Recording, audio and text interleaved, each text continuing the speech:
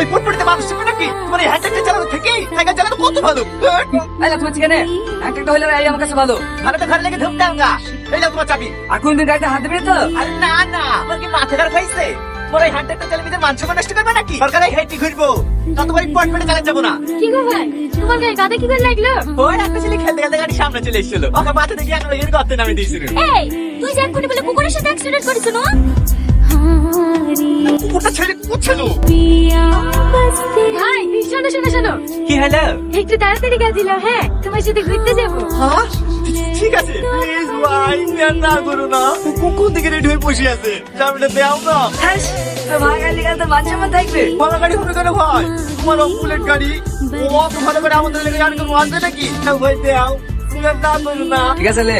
তুমি আমার লাকি ভাই। এই দাঁড়া দাঁড়া দাঁড়া, আইসক্রিম খাবো।